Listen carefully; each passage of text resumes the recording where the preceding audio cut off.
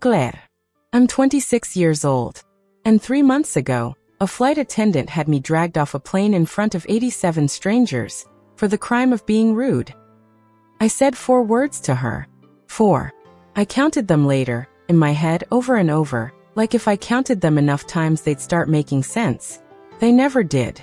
By the time I actually landed, hours later, on a different plane, with a different airline, my whole life had changed. Not because of what she did to me on that flight, because of what I did to her after. Stay with me, because this isn't a story about a rude passenger. This is a story about a woman who picked the wrong girl to humiliate. I need to back up, give you the version of me that existed before all this. The version who still believed that if you were calm and polite and did everything right, the world would treat you fairly. I was flying home from my grandmother's 80th birthday. She raised me for 6 years after my parents split, in a house that smelled like cinnamon and old books. She was the only person who never once made me feel like an inconvenience. So when she turned 80, I didn't think twice. I booked the flight the second I saw the invitation.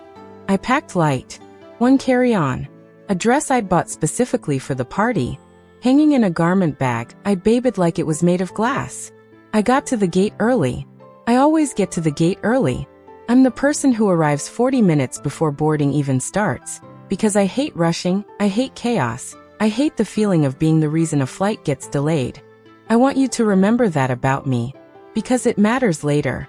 I boarded in the first group, found my seat, 17C aisle, lifted my garment bag into the overhead bin with the kind of care you'd use for a sleeping baby, and that's when I saw her for the first time. Her name tag said Denise. Mid-40s, blonde hair pulled back, so tight it looked like it hurt. She was watching me hang up my garment bag with an expression I couldn't quite place yet. I know exactly what it was now. It was irritation. I was taking 11 extra seconds with my bag, and it irritated her. "Ma'am, you need to move faster, people are boarding," she said. I said okay. I said sorry. I sat down. That should have been the end of it. It wasn't. Here's where it gets interesting. Because what happened next isn't really about a garment bag. It's about a woman having a bad day, and deciding I was going to be the one who paid for it. 40 minutes into the flight, drink service started. I orderda kinker alle. Simple. Ordinary. Denise poured it. And as she handed it to me, the plane hit a small patch of turbulence. Nothing dramatic. A gentle bump, the kind you barely notice. But it was enough to make the cup tip in her hand, and half of it spilled. Not on me. On the tray table. A small puddle of ginger ale, nothing more. "Oh no, I'm so sorry," I said. I actually apologized. For turbulence. For a cup she was holding. She didn't apologize back. She grabbed a napkin, wiped the tray with short, hard strokes, and muttered something under her breath. I didn't catch all of it. But I caught enough. I caught the word again. Again. Like I'd done this before. Like I was some repeat offender in a war she'd been fighting her whole career. I should have let it go. 6 months ago, I would have let it go. But something in me, some small, stubborn thing, made me say it. "I'm sorry, did I do something wrong?" For words. That's all it took. Denise straightened up. Looked at me the way you'd look at someone who'd just spat on your shoes. And she said loud enough for the row in front and behind us to hear, "You've had an attitude since you got on this plane." I want you to sit with that for a second. Because I sat with it for a lot longer than a second. I sat with it for the rest of my life, basically, because that sentence changed everything. I hadn't had an attitude. I'd apologized twice in 90 seconds. But she'd already decided who I was. And once someone decides who you are, facts stop mattering. I said calmly, "I don't think that's fair." That was it. That was my crime. 4 words, followed by 5 more. 9 words total, and not a single one of them raised in volume. Not a single one of them a curse word. Not a single one of them anything you couldn't say to your own grandmother. Denise turned and walked to the front of the cabin. I thought that was the end of it. I actually exhaled, relaxed my shoulders, picked up a magazine. 15 minutes later, the captain's voice came over the intercom. He said we'd be returning to the gate, due to a passenger disturbance. A passenger disturbance. I looked around for the disturbance. I didn't see one. And then Denise walked back down the aisle, stopped at my row, and said the words that turned 87 strangers into an audience for my humiliation. "Ma'am, you're going to need to gather your things. You're being removed from this flight." I actually laughed. Not because it was funny. Because it was so absurd my brain didn't know what else to do with it. "I'm sorry, what? You've been disruptive and confrontational, and I've documented it. Gather your things." Every head in that cabin turned. I felt my face go hot, then cold, then hot again. I stood up on legs that didn't feel like mine, reached into the overhead bin for my garment bag, the one I'd hung so carefully 45 minutes earlier, and I walked down that aisle like I was walking to my own execution. Nobody said a word in my defense. Not one person. 87 strangers and 87 pairs of eyes that just watched. Here's the part that still keeps me up some nights. When I got to the front of the plane, past first class, past the curtain, a gate agent was already waiting with a clipboard. Already waiting. Which meant Denise had called ahead before I'd even stood up. Before I'd even packed my bag. She decided I was leaving that plane before I knew it myself. That's not a spur-of-the-moment decision. That's premeditated humiliation. I stood in that jet bridge, alone, watching the door close behind me, hearing the hiss of it sealing shut. And I understood something in that moment that I want you to understand too, because it's the whole engine of what happens next in this story. When someone with a uniform and a badge decides to destroy you in front of a crowd, the crowd does not save you. Nobody saves you. You have to save yourself. And I promise you, by the time this story is over, that's exactly what I did. I stood at that gate for 11 minutes before anyone even spoke to me. 11 minutes, replaying those 9 words over and over, trying to find the version where they sounded rude. I never found it. Because it didn't exist. A supervisor finally came over, a tired-looking man named Robert, and he asked me what happened. I told him. Calm. Exact. Word for word. He nodded along, wrote almost nothing down, and said the sentence that told me everything about how this system actually works. Once a flight crew makes that call, it's final. We can rebook you, but we can't overturn it. I asked him one question. Can I see the incident report she filed? He said no. Company policy. I'd have to submit a formal request through a portal and wait up to 30 business days. 30 business days. My grandmother's birthday was in 6 hours. I want you to pause here and ask yourself something. If this happened to you, what would you have done? Cried in that airport?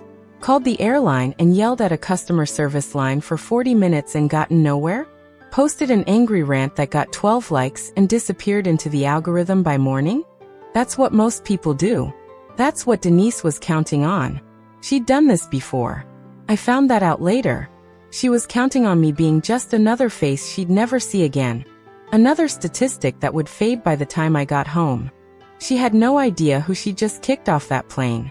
Here's something I didn't mention yet, because I wanted you to see me first as just a passenger, just a granddaughter trying to get to a birthday party. But I'm also something else. I work in corporate compliance investigations. My entire job, every single day, is finding the gap between what a company says happened and what actually happened. I read policy manuals for fun. I have read more airline contracts of carriage than most attorneys who work for airlines. Denise didn't kick a random woman off a plane. She kicked off someone who was professionally, technically, almost surgically equipped to take her career apart. I didn't know that yet, standing in that jet bridge. I just knew I was angry and humiliated, and my hands were shaking. But somewhere underneath the shaking, something else was starting to switch on. Something cold. Something patient. I got rebooked on a flight 4 hours later. I missed the first half of my grandmother's party. I walked in during dessert, and she hugged me so tight I nearly cried right there in front of everyone. And she asked why I looked so pale. I told her a flight attendant threw me off a plane for asking a question. My grandmother, 80 years old, still sharp as a blade, looked at me and said one sentence I will never forget. Then you make sure she remembers your name. That was the moment the revenge plan was born. Not out of rage. Out of a promise to an 80-year-old woman who raised me. The next morning, before I'd even had coffee, I started building my case. Because that's what this was now. Not a complaint. A case. Step 1. I requested the incident report, formally, in writing, citing the specific federal regulation that requires airlines to provide it within a defined window, not the vague, up to 30 business days, Robert had quoted me. Airlines love telling you rules that don't actually exist when they think you won't check. Step 2. I filed a complaint with the Department of Transportation. Most passengers don't know this exists. Most passengers don't know that airlines are required to respond to DOT complaints within 60 days, and that those complaints are tracked in a public database that airlines are graded on. Denise didn't know I knew that either. Step 3. I requested the flight manifest and cockpit voice log timeline through the airline's legal disclosure process, specifically to establish exactly when the removal request was made relative to my 9 words. Because if I could prove that gate agent was waiting before I even stood up, I could prove premeditation. I could prove this wasn't a safety decision. It was personal. Step 4. I found her. I want to be honest with you here. I'm not proud of everything about how thorough I was. But I also don't regret it. Denise had a public profile, under a slightly different spelling of her name, where she posted openly about her job. Photos in her uniform. Captions bragging about handling difficult passengers. And 3 weeks before my flight, a post. A photo of a boarding pass with a passenger's name blacked out, and a caption that said, and I remember this word for word because I screenshotted it and read it probably 200 times. Some people just need to be reminded who's in charge up there. That wasn't my flight. That was someone else's. Which meant I wasn't her first. I wasn't even her 5th, probably. I was just the first one who knew exactly how to make her last. If you've made it this far, you already know this story isn't ending with me quietly accepting a $50 travel voucher and moving on. Because that's what they offered me, by the way. $50. For being dragged off a plane in front of 87 people. I want you to sit with the arrogance of that number for a second. $50. Like that could buy back the version of me that walked down that aisle with her face burning. I didn't respond to the $50. I responded with a folder. Here's what was in it. The DOT complaint number. The formal incident report I'd finally forced them to release, which, and this is the part that still makes me laugh, directly contradicted itself. In one paragraph it said I'd been verbally aggressive and refused instructions. In another paragraph, it quoted my actual words, the 9 words, which anyone reading them could see were neither aggressive nor a refusal of anything. Denise had written her own downfall. She just didn't know it yet. I also had the timeline. The gate agent had been notified, according to their own internal messaging logs that I'd requested through the same disclosure process, for minutes before Denise ever spoke to me the second time. For minutes before the "you've had an attitude" comment. Which meant her decision to remove me had nothing to do with what I said. It had already been made. My words weren't the cause. They were just her excuse. And I had her public posts. The bragging. The pattern. Because I hadn't just found one incident.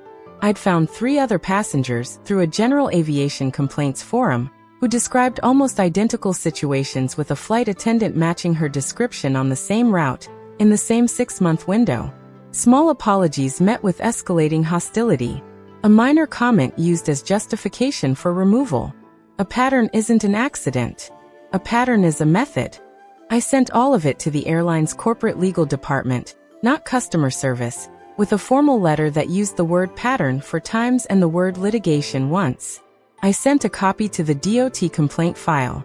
I sent a copy, and this was the part that really moved things, to a journalist who covers airline passenger rights, who had written before about exactly this kind of situation. I didn't send an angry email. I never raised my voice, not even in writing. I remember writing that letter at my kitchen table at 11 at night, and making myself read it back out loud before I sent it, because I wanted every sentence to sound exactly like what I actually am. Calm. Precise. Immovable. 3 days later, my phone rang. A number I didn't recognize.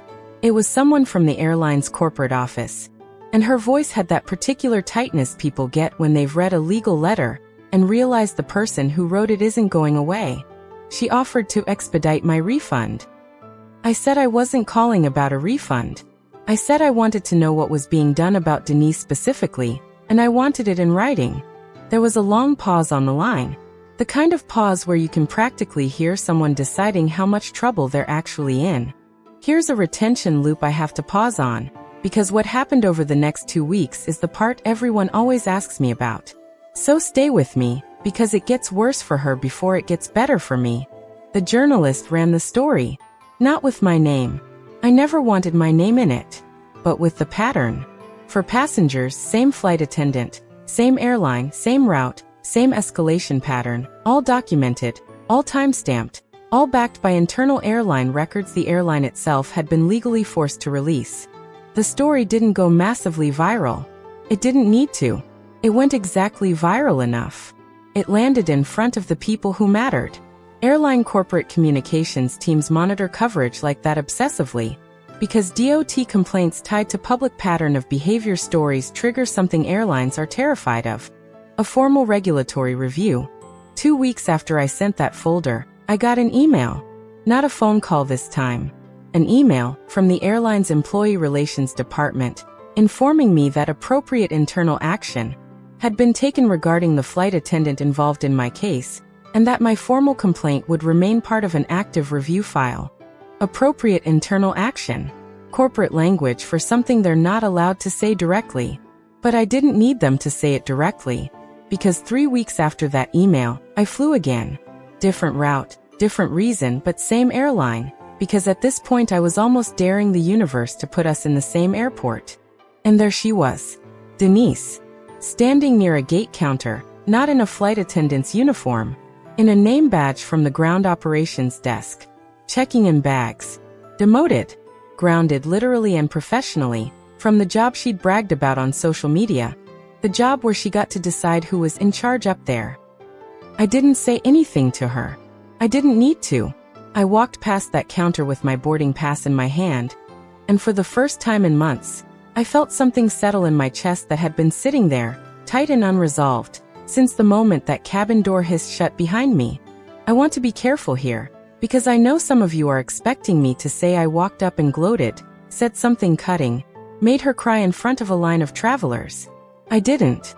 And honestly, I think that's the part of this story that actually matters most. I didn't need her to know it was me. I didn't need a dramatic confrontation. I'd already won the only way that actually counts, which is that the system she thought would always protect her, the uniform, the badge, the assumption that her word would always outweigh a passenger's, that system turned around and looked at the evidence, and it didn't protect her. It couldn't, because I hadn't given it an inch to work with. Every claim I made, I could prove. Every step I took, I documented. That's what actually took her down. Not anger. Not a viral rant. Paperwork, patience, and precision. If you're still here, I want to give you the 2 things I actually learned from all of this, because I think they matter more than the revenge itself. The first thing is this. Calm is not weakness. For most of my life, I thought being calm meant being walked over. I thought the loud people, the ones who yelled and made scenes, were the ones who actually got results. Denise certainly thought that. She used her voice, her position, her authority, like a weapon, assuming nobody quiet could ever touch her. But calm, when it's backed by facts, is the most dangerous thing in the room. Calm doesn't get dismissed as dramatic. Calm gets taken seriously. Calm builds a file while everyone else is still yelling into a customer service phone line getting nowhere. The second thing is this. Nobody in that cabin stood up for me. Not one of 87 people.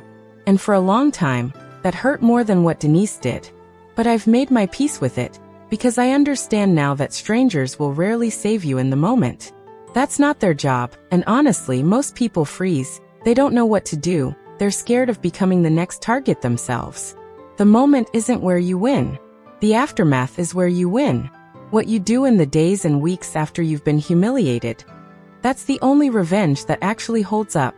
Anyone can have a satisfying comeback line in the moment. Very few people have the discipline to build a case, brick by brick, that a company can't argue with. I flew home from my grandmother's 90th birthday last month. 10 years from that first party. Actually, no, I'm getting ahead of myself. It was her 81st, 1 year after all this happened. She asked me, over cake, whether that flight attendant ever found out it was me who took her down. I told her no. I told her it didn't matter whether Denise ever knew my name. My grandmother smiled at me the way she used to when I was 6 years old, and she was tucking me in, and she said, "She doesn't need to know your name, sweetheart. She just needs to remember that day for the rest of her life. And she will." She's right. I know she's right. Because some people never forget the exact moment the ground shifted underneath them. The exact moment the version of themselves they thought was untouchable stopped being untouchable. Denise got that moment. I gave it to her. Calmly. Quietly. Completely. If this story meant something to you, if you've ever been humiliated by someone who had a little bit of power and used it to make you feel small, I want you to do 3 things right now before you scroll away and forget this feeling.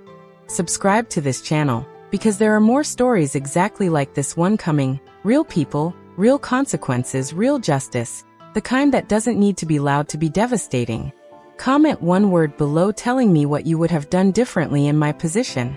I read every single one.